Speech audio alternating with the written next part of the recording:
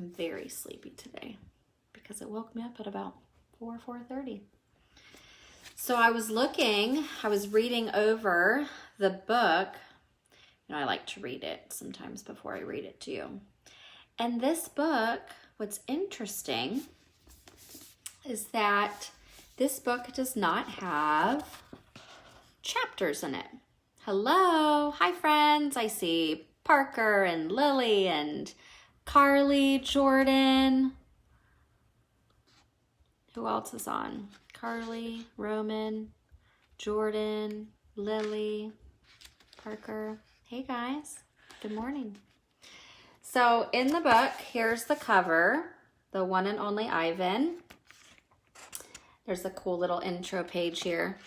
So I was reading over it, and it starts off with the glossary in the front, which is interesting because normally the glossary, we talked about this in our informational text. Usually the glossary is in the back of the book. So I thought that was pretty interesting. And the other thing, I was flipping through the pages, and hi Layla, and it starts with just hello and then some text. So we are reading the book, The One and Only Ivan, and every section just has a little heading at the top instead of chapters. So I won't just get on to read chapters. I put on the title here, Day 1. So today is just Day 1. And I will read to you for, I don't know, 15, 20 minutes, probably closer to 20. And then wherever we stop, we stop. And then we'll just pick up at, a different heading. They all have just little headings. Carly, yeah, we ended up with our girls in our bedroom too last night. We keep their crib mattresses from when they were little toddlers, babies. We ended up keeping their crib mattresses because they slide perfectly underneath our bed. So anytime a kiddo is sick or they get scared from a bad dream, we can just pull out the mattresses from under our bed and they can sleep in our room instead of having to sleep on the floor or in bed with us. That's our little trick that we do. The boys slept right through it. Hi, Logan. All right, so it looks like we have a lot of people on, so I'm just going to get started, and then I will go ahead and upload this to YouTube. If you are not able to watch the whole thing, or your parent needs their phone, or you need to get off for whatever reason, I will upload it onto YouTube and post the link on our schedule. Okie dokie? All right, so here we go.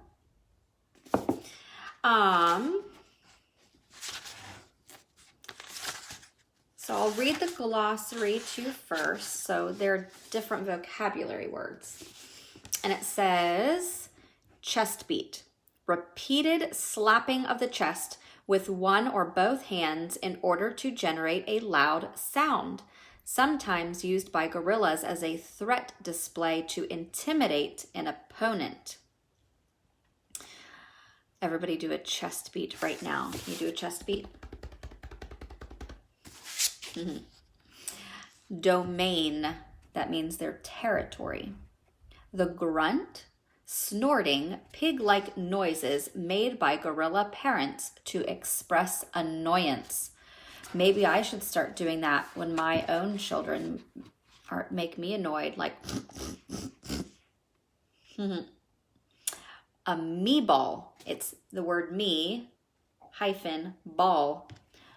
Dried excrement thrown at observers.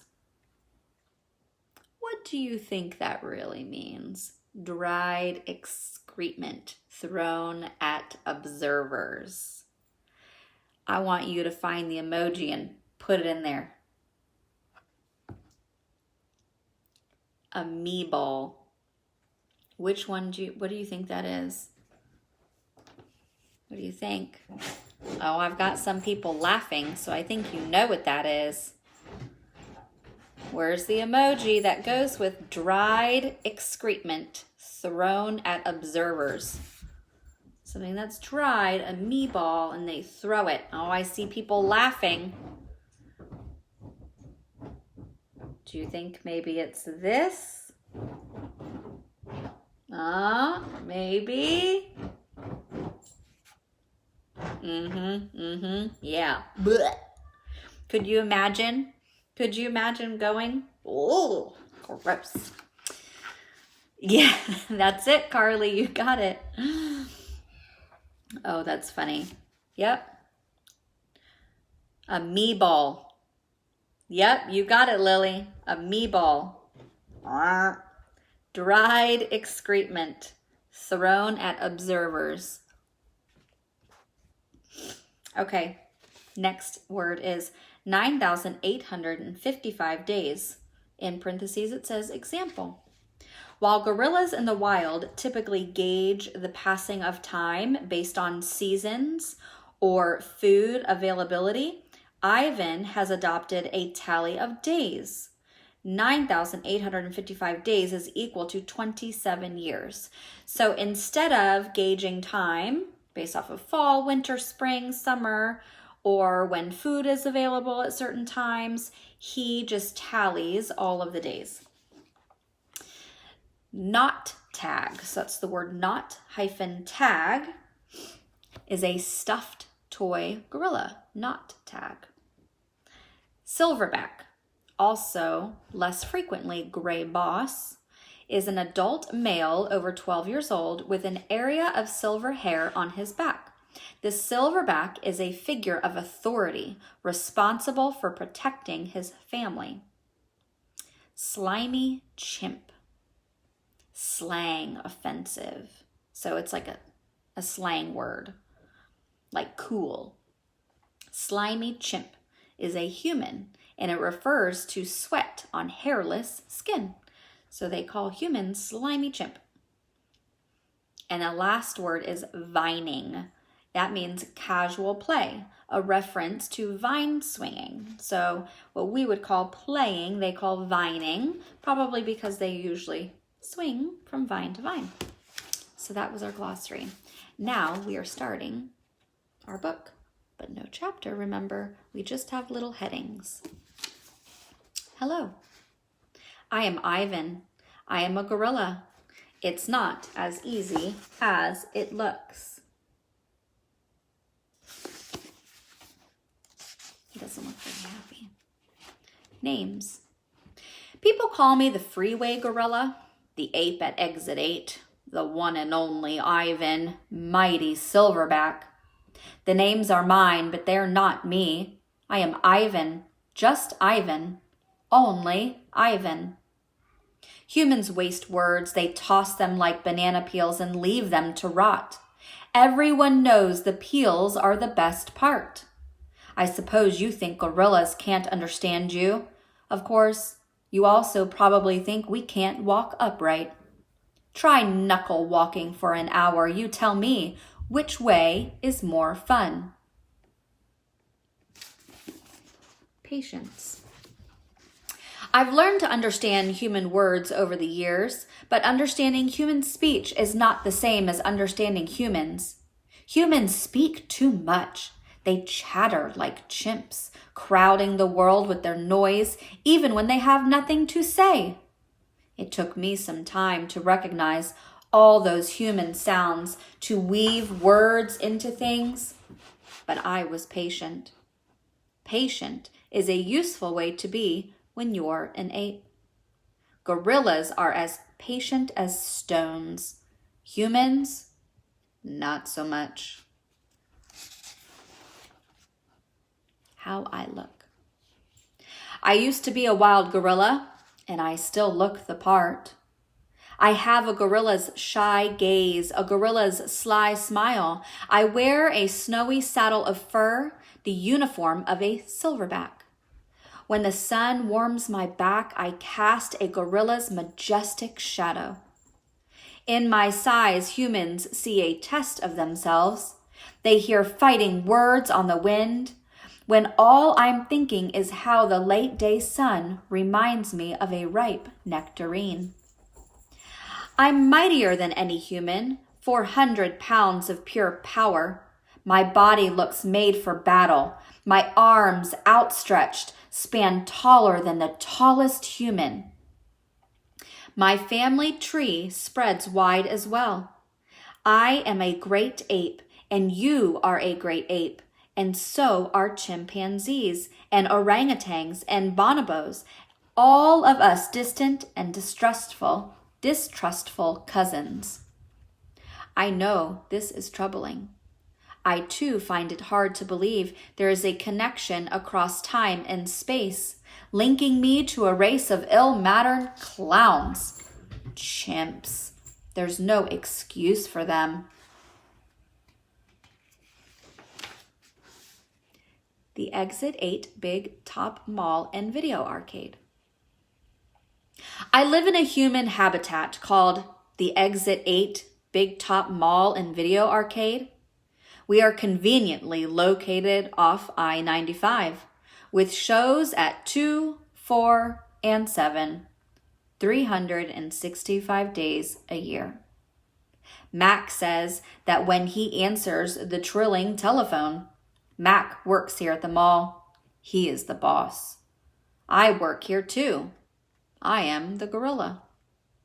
At the Big Top Mall, a creaky music carousel spins all day, and monkeys and parrots live amid the merchants. In the middle of the mall is a ring with benches where humans can sit on their rumps while they eat soft pretzels. The floor is covered with sawdust made of dead trees. My domain is at one end of the ring. I live here because I am too much gorilla and not enough human. Stella's domain is next to mine. Stella is an elephant. She and Bob, who is a dog, are my dearest friends. At present, I do not have any gorilla friends. My domain is made of thick glass and rusty metal and rough cement. Stella's domain is made of metal bars. The sun bear's domain is wood. The parrot's is wire mesh. 3 of my walls are glass. One of them is cracked, and a small piece, about the size of my hand, is missing from its bottom corner. I made the hole with a baseball bat Mac gave me for my 6th birthday. After that, he took the bat away, but he let me keep the baseball that came with it. A jungle scene is painted on one of my domain walls. It has a waterfall without water, and flowers without scent, and trees without roots. I didn't paint it, but I enjoy the way the shapes flow across my wall, even if it isn't much of a jungle. I am lucky my domain has 3 windowed walls. I can see the whole mall and a bit of the world beyond. The frantic pinball machines, the pink billows of cotton candy, and the vast and treeless parking lot. Beyond the lot is a freeway where cars stampede without end. A giant sign at its edge beckons them to stop and rest like gazelles at a watering hole. The sign is faded, the colors bleeding, but I know what it says. Mac read its words aloud one day. Come to the Exit 8 Big Top Mall and Video Arcade, home of the one and only Ivan, mighty Silverback. Sadly, I cannot read, although I wish I could. Reading stories would make a fine way to fill my empty hours. Once, however, I was able to enjoy a book left in my domain by one of my keepers. It tasted like termite. The freeway billboard has a drawing of Mac in his clown clothes and Stella on her hind legs and an angry animal with fierce eyes and unkempt hair. That animal is supposed to be me, but the artist made a mistake. I am never angry.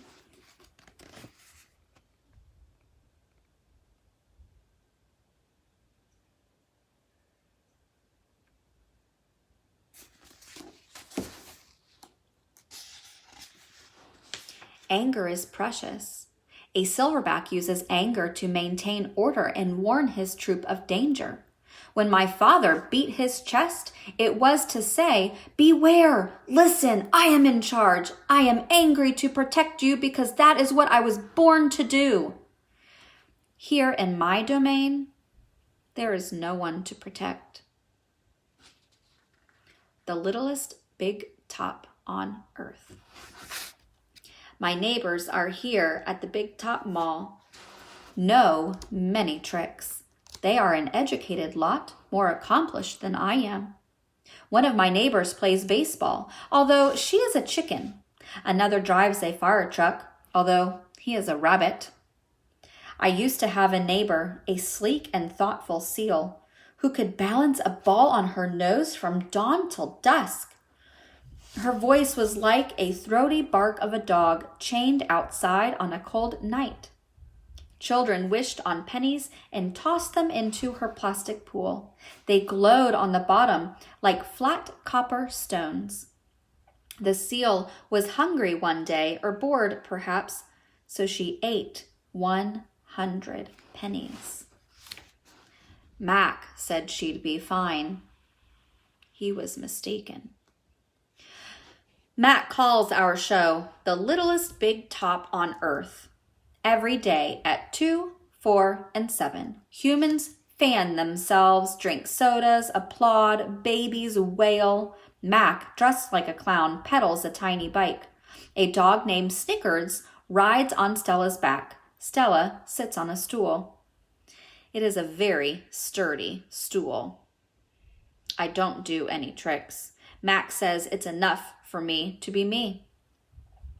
Stella told me that some circuses move from town to town. They have humans who dangle on ropes, twining from the treetops of tents.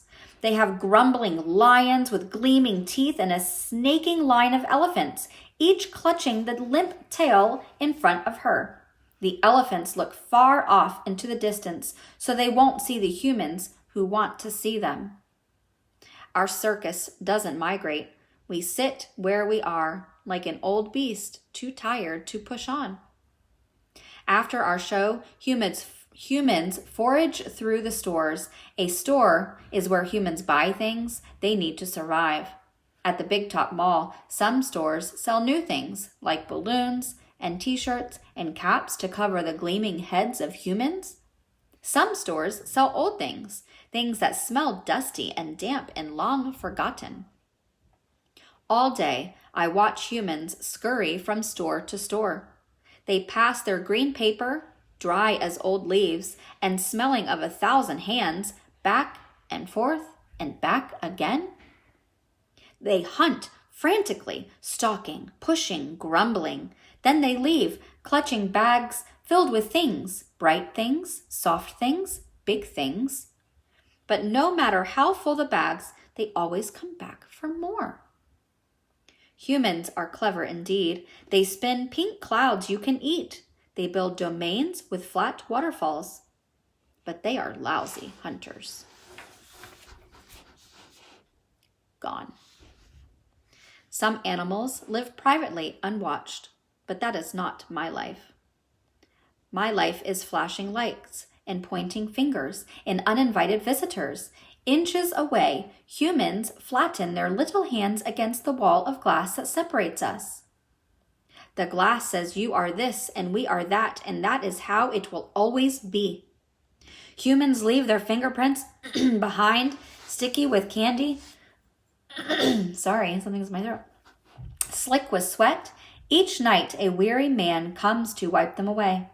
Sometimes I press my nose against the glass.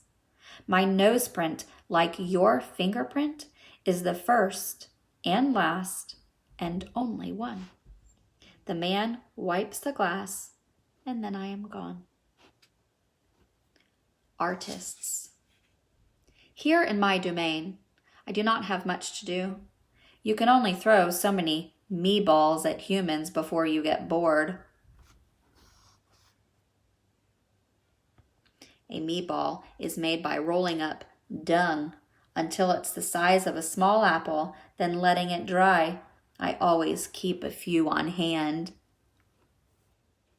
For some reason, my visitors never seem to carry any.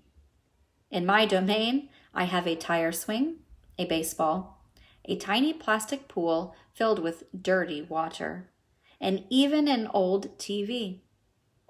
I have a stuffed toy gorilla, too. Julia, the daughter of the weary man who cleans the mall each night, gave it to me. The gorilla has empty eyes and floppy limbs, but I sleep with it every night. I call it Not Tag. Tag was my twin sister's name. Julia is 10 years old. She has hair like black glass and a wide half-moon smile. She and I have a lot in common. We are both great apes, and we are both artists. It was Julia who gave me my first crayon, a stubby blue one. I slipped through the broken spot in my glass along with a folded piece. Piece of paper. I knew what to do with it. I'd watched Julia draw. When I dragged the crayon across the paper, it left a trail in its wake like a slithering blue snake. Julia's drawings are wild with color and movement. She draws things that aren't real, clouds that smile and cars that swim. She draws until her crayons break and her paper rips. Her pictures are like pieces of a dream. I can't draw dreamy pictures. I never remember my dreams, although I sometimes awaken with my fists clenched and my heart hammering. My drawings seem pale and timid next to Julia's. She draws the ideas in her head. I draw the things in my cage, simple items that fill my days, an apple core, a banana peel, a candy wrapper. I often eat my subjects before I draw them. But even though I draw the same things over and over again, I never get bored with my art. When I'm drawing, that's all I think about. I don't think about where I am, about yesterday or tomorrow. I just move my crayons across the paper. Humans don't always seem to recognize what I've drawn. They squint, cock their heads, murmur. I'll draw a banana, a perfectly lovely banana, and they'll say, "It's a yellow airplane," or "It's a duck without wings." That's all right. I'm not drawing for them. I'm drawing for me. Max soon realized that people will pay for a picture made by a gorilla, even if they don't know what it is. Now I draw every day. My work sells for $20 a piece, $25 with a frame, at the gift shop near my domain. If I get tired and need a break, I eat my crayons.